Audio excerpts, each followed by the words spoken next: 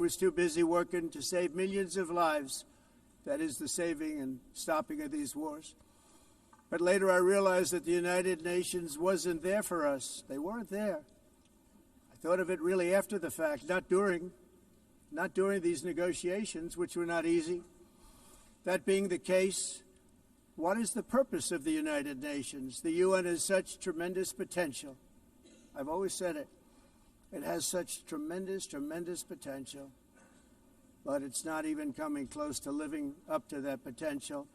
For the most part, at least for now, all they seem to do is write a really strongly worded letter and then never follow that letter up. It's empty words, and empty words don't solve war.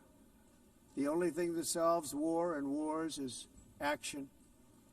Now, after ending all of these wars and also earlier negotiating the Abraham Accords, which is a very big thing for which our country received no credit, never receives credit. Everyone says that I should get the Nobel Peace Prize for each one of these achievements.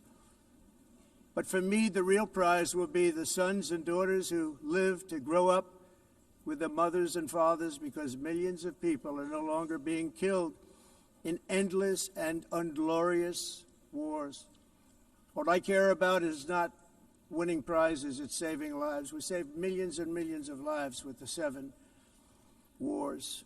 And we have others that we're working on, and you know that. Many years ago, a very successful real estate developer in New York, known as Donald J. Trump, I bid on the renovation and rebuilding of this very United Nations complex. I remember it so well. I said at the time that I would do it for $500 million, rebuilding everything. It would be beautiful. I used to talk about, I'm going to give you marble floors. They're going to give you terrazzo. I'm going to give you the best of everything. You're going to have mahogany walls. They're going to give you plastic. But they decided to go in another direction, which was much more expensive at the time, and which actually produced a far inferior product.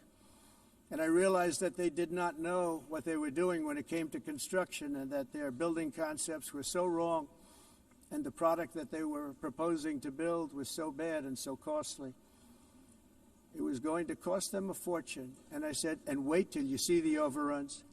Well, I turned out to be right. They had massive cost overruns and spent between $2 and $4 billion on the building and did not even get the marble floors that I promised them. You walk on terrazzo. Do you notice that?